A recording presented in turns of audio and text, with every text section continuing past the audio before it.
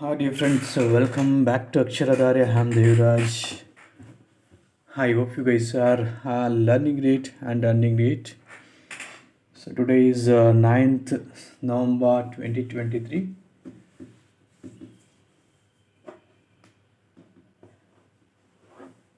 and Diwali days, the poll days are ahead on next Monday and Tuesday. So I hope you guys would enjoy the Diwali occasion with your family and friends.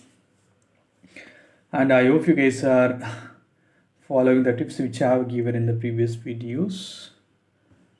And before going to start the today newspaper reading, so I would request you guys to please subscribe the channel, like and comment. If you like the video, please share it with your friends. It may be useful for somebody to utilize the opportunity which we are going to provide. So let's start reading the newspaper, The Hindu.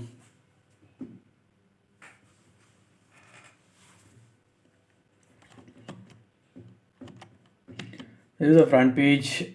I hope it is visible. SC refuses to vacate harder on Prius. 11.5 crore PAN cards deactivated post June 30. Project in Sri Lanka to get funding from US. An untouched facet of colonial history. Stokes Bollows set up big win for England. Kerala moves SC against governor again. G7 meet appeals for humanitarian passes in Gaza.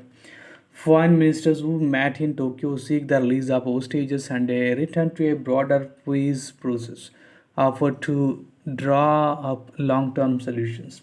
Bangaloreans make a beeline for Osur to buy firecrackers. BWSSB ordered to utilize 24 TM CFT of Kaveri water for Bangalore surrounding areas. DVS announces retirement from electoral politics.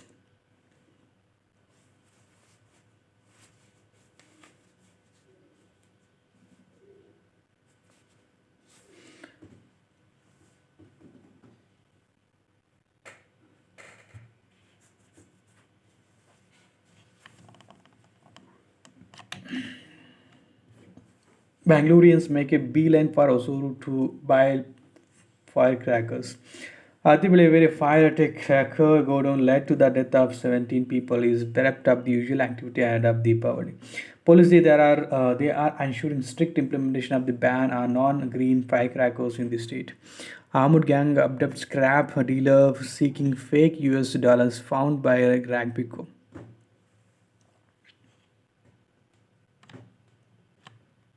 Man arrested for misbehaving with a woman passenger on flight.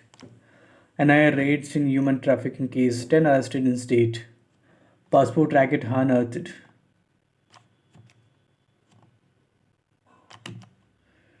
Building workers registrations with a board C fourfold jump in 3 years.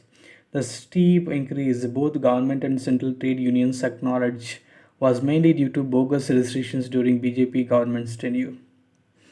BWSSB SSB ordered to utilize 24 TM CFT of Kaveri water.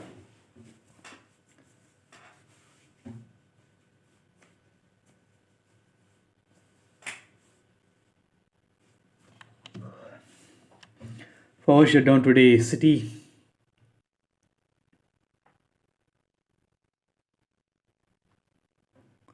City continues to get rain. Eyeball flyover flooded. Transformation of a KIA T1 Terminal 1 completed. ICO tells BAI to frame rules to sanction tournaments. Lateral entry document verification from tomorrow.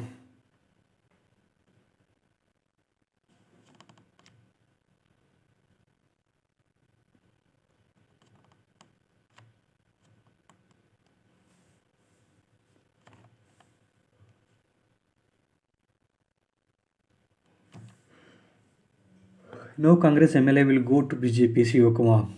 SC grants bail to Murgha Mutt Sheer in one case of sexual assault on minor girls. However, could bars him from entering Chitradurga district till conclusion of trial in both cases. registering FIR against witnesses, a complainant in sexual assault cases illegal. I could. Casey hints at cracking the whip after Somashekar eats out at a BJP with a Jamun Faison remark. Make that issue will be discussed at next CWMA meeting. DKS.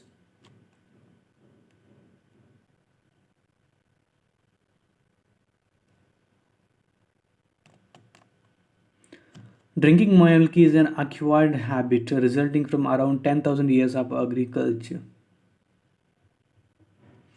The co-founders, founder and CEO of Akshay Kalpa Organic argues that we are talking about lactose intolerance and now because our food habits have changed owing to the fast food culture.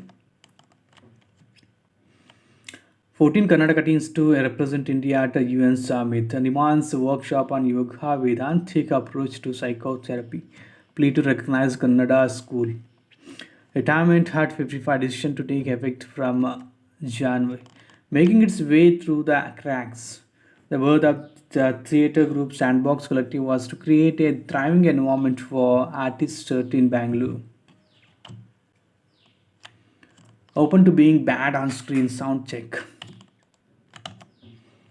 DVS announces a retirement from electoral politics. SC refuses to vacate order on temple priest in Tamil Nadu.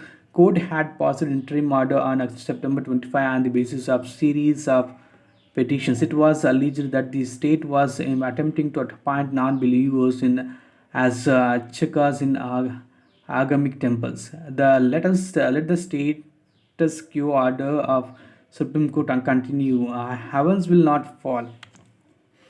CCP files charge sheet against Chaitra and aides. The right wing activist and associates were arrested for cheating a businessman.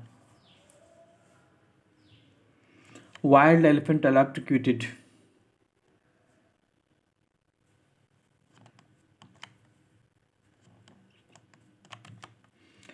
An undiscussed facet of colonial history. Let's read this editorial written by the Shashi Churu, the Member of Parliament. This year marks the bicentenary of the arrival of Tamil indentured laborers in Sri Lanka in November 1823. A milestone recently commemorated in Colombo at an event called NAM 200, where I delivered an address on this hopefully under discussed facet of our colonial history. I have often said that history belongs in the past, but understanding it is the duty of the present. There are still millions of Indians and Sri Lankans alive who may remember and lament the depredations of the British Empire in our countries. The United Kingdom may have lapsed into imperial amnesia, but the former colonies cannot. So we have to remember time and again the forces that made and nearly unmade us. The British imperial project began as a licensed looting in service of the crudest form of capitalism. Britain avariciously drained its colonies, depriving them of their resources, economic strength, and political freedom until they were reduced to a state of poverty and dissolution. In India, they decimated our textile industries, rendering millions unemployed, and hurled thousands of Indian farmers into indigence by purloining their lands for opium cultivation. Their price policies created legions of poor, landless, and hungry people in need of work to survive any form of bondage. Ironically, as the British went about pillaging India, a wave of liberal humanism wafted through Europe. Slavery, as long last, came to be considered reprehensible, and the British duly banned it in their colonies, only to replace it with another kind of bonded servitude. Euphemistically christened indentured labor, the economies of most British domains that had those far run on slavery. And the labor crisis that followed abolition led to a soaring demand for workers from India to work on plantations and infrastructure projects in the Caribbean. Fiji, Reunion, and Natal, Malaysia, Singapore, and of course Sri Lanka. Press ganged indentured labor was the answer. The destitute Indians dispatched to these distant lands could scarcely imagine the fates awaiting them, misled as they were about the work they would undertake, the wages they would receive, the quarters where they would dwell, and shockingly, even the countries they were sailing to.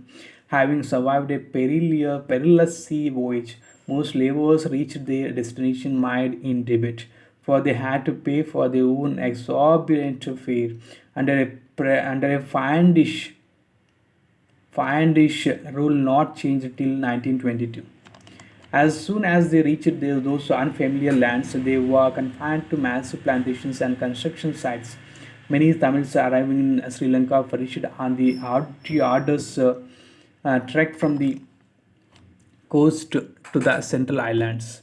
Those who made it were compelled to reside in agonizing squalor, with no access to sanitation, running water, medical facilities, or schools for their children. It was not without reason that the British historian Hugh Tinker called indentured labor a new kind of slavery. Sri Lankan tea and the Indian Tamil. Sri Lanka today is a doubtable producer and exporter of tea, but its first plantations were not of tea but of coffee. In the 1870s, the rapid spread of a fungal disease led to a blight that caused the disappearance of coffee from Sri Lankan plantations, paving the way for the more piquant and profitable crop, whose estates are increased manifold. While coffee requires only 3 workers for every 10 hectares of cultivation, tea requires at least 8, and as such demands far more intensive and perennial field labor.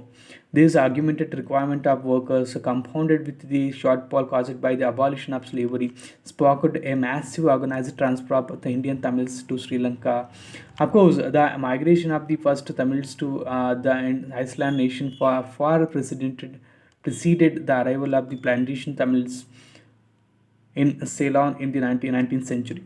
However, what distinguished the plantation Tamils from Tamil migrants of antiquity was the fact that the British then denied them even the most basic rights and services. They were subjected to discrimination soon after setting foot in Sri Lanka. Like earlier communities of South Indian origin, plantation Tamils posed a distinct Sri Lankan identity, but colonial practices and policies deemed them foreigners, thus rendering them stateless and blocking well trodden paths to assimilation.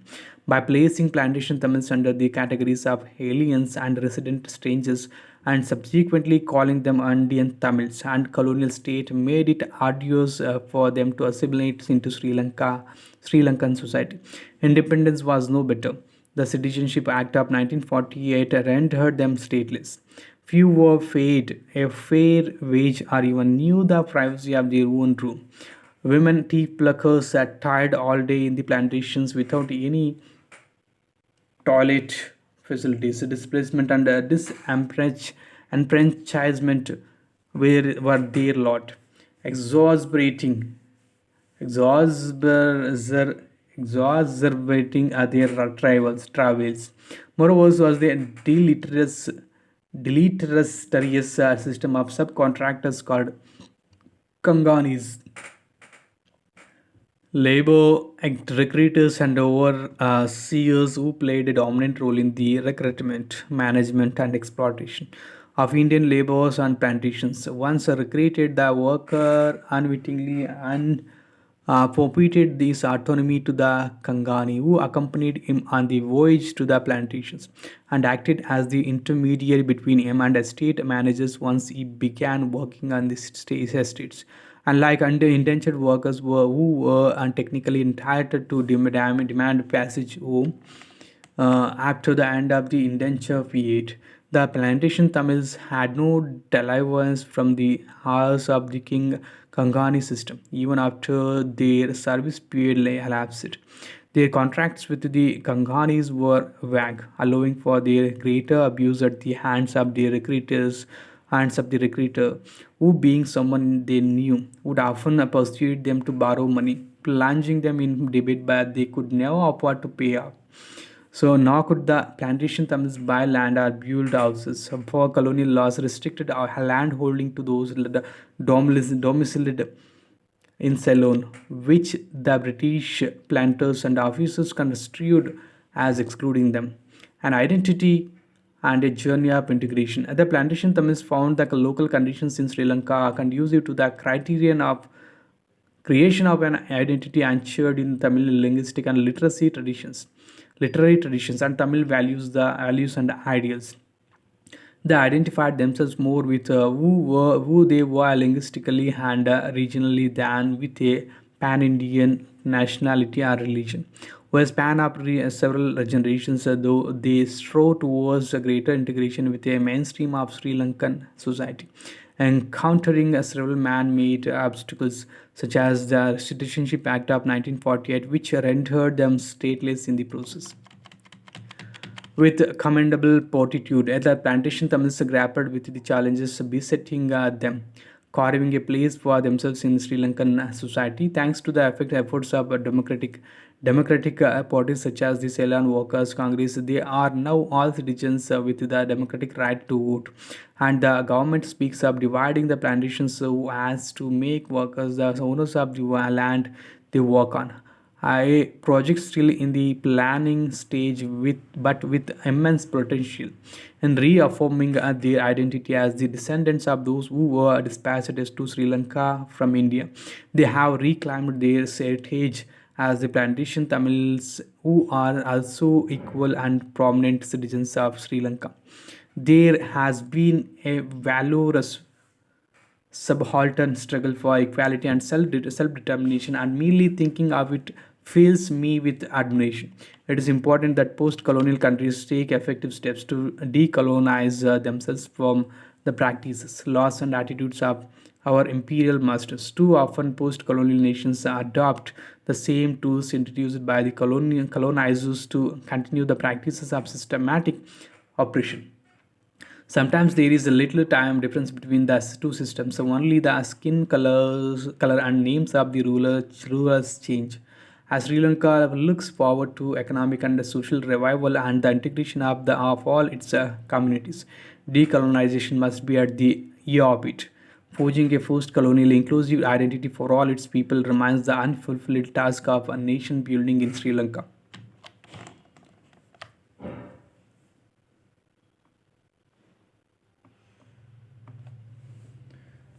Reviving freedom steps to hand malicious reviews should not lead to curbs on film criticism.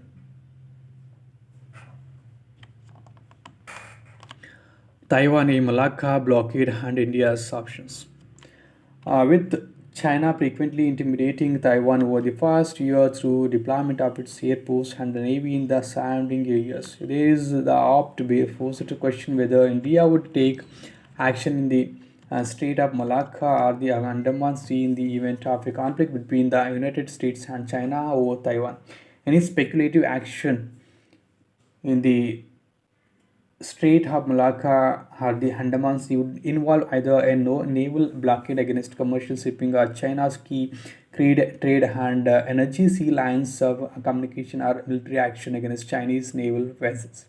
The fact is that commercial shipping as well as naval vessels of any country have a right to freedom of navigation on the high seas. A naval blockade against commercial shipping is not feasible. India's options. The constraints.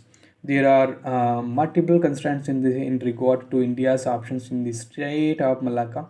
First, distant blockades away from a belligerent nation's geography can be challenged under international law. Second, the trade that passes through the Strait of Malacca is not just China's economic and energy lifeline. An overwhelming volume of the trade of Japan, South Korea, and even India itself passes through the same strait. Third, the channel of the Strait of Malacca is long, nearly 500 miles, and involves the sovereignty of other states such as Indonesia, Malaysia, Thailand, and Singapore, who would all be affected adversely by a naval blockade. The affected countries are unlikely to support a naval blockade. Fourth, commercial shipping is extremely complex to identify in terms of the sovereignty of the vessel. flag registration, insurance, and ownership of cargo.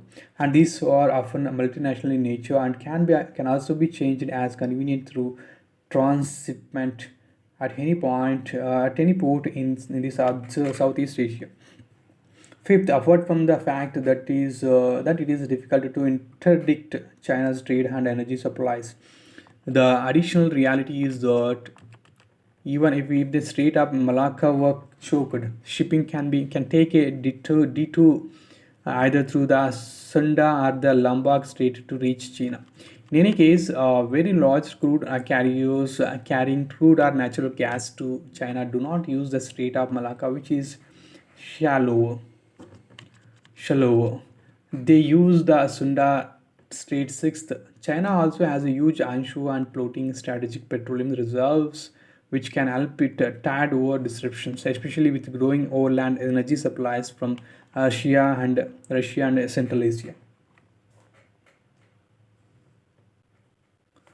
A naval blockade or unilateral action against an adversary nation naval vessel would tantamount to a declaration of war. At the very minimum, it could lead to a conflict, not necessarily limited to the maritime sphere. Regional countries which are adversely affected by disruption in the Strait of Malacca, including friendly countries, are unlikely to endorse any unilateral action. China would use its permanent seat in the United Nations Security Council and regional influence to good effect to thwart any such effort. Lessons from the past. It is also relevant to note that in both the First and the Second World Wars, a naval blockade and sanctions led to conflagrations during the First World War. The British blockade of Germany, which lasted from 1914 to 19, saw Germany retaliating against British shipping on the high seas with its submarines, with a deadly effect. Subsequent developments, including the Battle of the Jutland in 1916 and the sinking of US merchant vessels by German U-boats, eventually drew the US into the First World War. During the Second World War, the US had embargoed Japan's energy supplies, which ran through the maritime commons, which probably played a key role in Japan's decision to launch the attack on Pearl Harbor in December 1941. The ongoing tensions between Iran and the US in the Strait of Hormuz are emblematic of this proposition that introduction of even commercial shipping and can easily lead to a militarily player. Whenever Iran has attempted to disrupt the passage of internationally flagged oil tankers, it has immediately escalated the situation within the US, responding by sending its naval and air assets in the region to confront the Iranian vessels. Conflict scenarios. So the larger question in the context of the Strait of Malacca that remains to be answered is whether any of India's strategic partners, especially the US, would support any introduction of Chinese vessels in a bilateral conflict between India and China, unless the US itself were involved in a kinetic conflict with India with China. Even in such a scenario, there is perhaps no guarantee of support by other stakeholders in the region, especially the Southeast Asian nations. To the extent that a full-blown US-China conflict over Taiwan sends ripples across the Indian Ocean. India's primary role may be limited to a proactive defense of its territorial interests and the security of its sea lines of communication and those of its strategic partners in the Eastern and Western Ocean. In any such eventuality, India's primary focus would remain on its continental borders with China. India has traditionally faced China's military threats on its borders, essentially on its own. The new US India partnership in the economic, high tech, and military areas is expected to strengthen in the years ahead. The US increasingly regards India as a regional ballast for stability in the region. A robust India with a strong economy, nuclear deterrence capability, and a credible military can contribute to multipolarity in the Indo Pacific.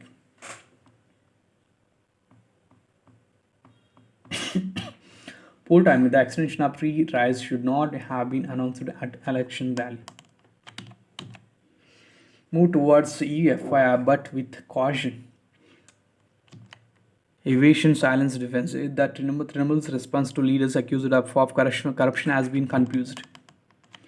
Alarming rise of scientific misconduct recorded in India. Retraction from India have increased 2.5 times between 2020 and 2022 over the number recorded between 2017 and 2019.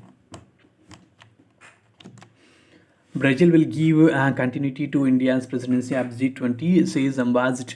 As India's G20 presidency comes to close, Prime Minister Modi to host Wise Up Global South Summit and G20 Summit virtually on November 17 and 22. Brazil will host G20 in 2024 and the COP30 Climate Change Summit in 2025 and hopes to work closely with partners like India and Indonesia. G7 meet appeals for humanitarian pauses. PM Shah and other BJP leaders greet Adhani as he turns 96. Modi slams behind CM Nitish Kumar remark on women. Kerala moves SC against governor once again. Government mulls ombudsman for aid travelers. Congress hits out at Modi over remote control jibe at Kharge.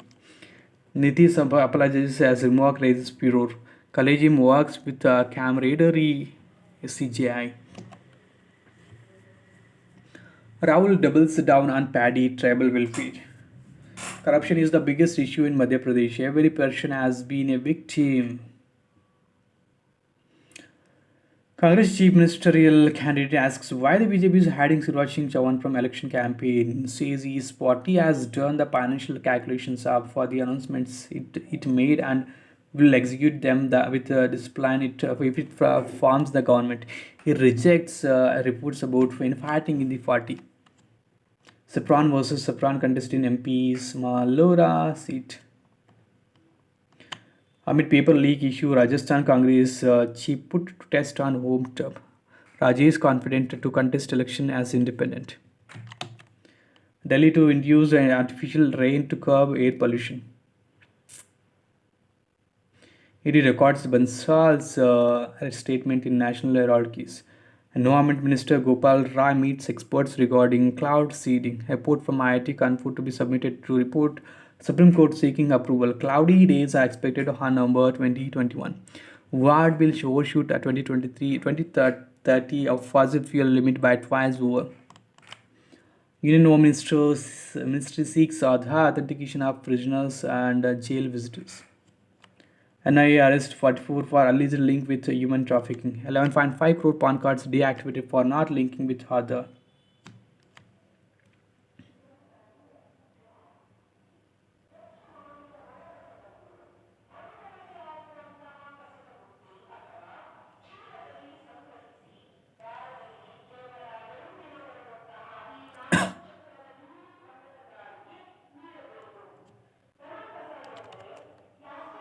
Islamabad blames Kabul for expelling Afghans from Pakistan. China ready to improve ties with the US at all levels. Vice President. IS attacks kill 30 pro-government forces in Syria, says War Monitor. Therefore, refugees report spate of ethnic killings by Arab militia. European Union moves closer to starting accession talks with Kyiv. More guardians flee as Israeli troops battle inside city. Israeli military says it killed one of Hamas' leading developers of rockets and other weapons. Hamas, meanwhile, denies that Israeli troops have made any significant gains inside Gaza City.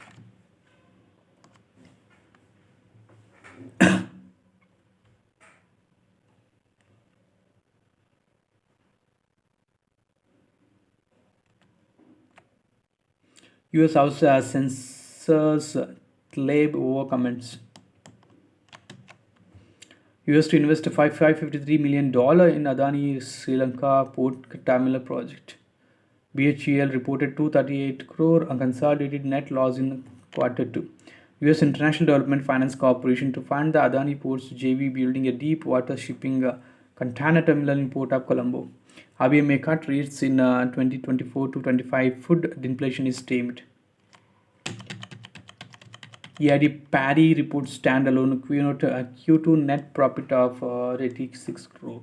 Tata Power Q2 net profit grows 9% to 2017 crore. Biocon Harm Ling inks 366 crore deal with Eric Life Sciences. With 7,000 crore, Adabur India scouts for acquisitions. Indian insurers are said to lead bids for Reliance Industries mega bond sale. I thought about getting 200, but Maxi thought about when comes. Trot wishes there was loose rule to station fielders in the stands. Kohli Lord's Preek Max was a double ton against Afghanistan. Gill and Siraj take the top spots in the ICC ODI rankings. With the semi-final spot on the line, Kiwis take on wounded Lankans. A victory for New Zealand will see it edge ahead of Afghanistan and Pakistan on net run rate, while a washout will give the other two teams a lifeline.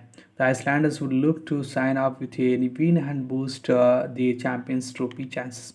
Can't control the weather, our focus is on the cricket. Williamson. Baffling why Kiwis used the spinners to complete 20 overs and let DLS come into play. Relaxed Indian teams trains at Chinnaswamy. Stokes and Marlon keep England's Champions Trophy hopes alive. From the Turnbridge Wells to the Wankhede, the relationship between our superstitions and cricket. Stay on your feet and minimize running. Physios advice to management. AIFF sacks eyes its eye propelled Secretary General Saji Prabhakaran to quit. Services claims National Games men's football title. Shakhtar stuns Barcelona. Sikhan finds the only goal in the game for the Ukrainian club. Fipe becomes the oldest goal scorer in the league. City and Leipzig advance.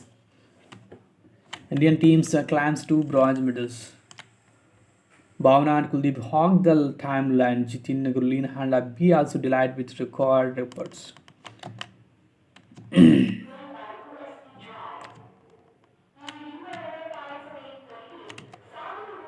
Trouble with India's guidelines on genetically modified insects. Europe targets competitive shake-up in space launch services deal. Text and context. The rise in terror attacks in neighboring Pakistan caused up terminal in Colombo that the US plans to build. People globally diagnosed with TB in 2022. WHO tax devolution authorized by the union government. Farm fires reported in Punjab. AQ equality for suppose. Importance of loss and damage funds. When was the decision to establish a loss and damage fund taken, and in which conference of parties did member states take concrete steps to bring this fund to fruition? What is the role of a transitional committee? Have the meetings by this committee been successful? Climate change induced instability can have security implications as well, as conflicts and tensions emerge as vulnerable nations and threaten to spill across borders. Price of climate change. Know your life and death and how doctors deal with the real intimations of mortality. Medical autobiographies provide a glimpse of how the fraternity handles the death, which hangs overhead like a Damocles sword. The health memoirs also help in establishing a close working relationship between doctors and patients and their families. Equigen personalities, places, and events connected with number 9. So this is the last page, guys. I hope you guys had enjoyed the newspaper reading and just continue reading the newspaper for 2 hours to make you better in English communication. So don't forget to subscribe to my channel, like and comment. And if you like the video, please share with your friends. It may useful for somebody to utilize the opportunities. And also we are going to provide the test series in the future only for few people who are eligible to receive the free services. So see you in the upcoming videos, guys. Have a great day. Bye bye. Take care.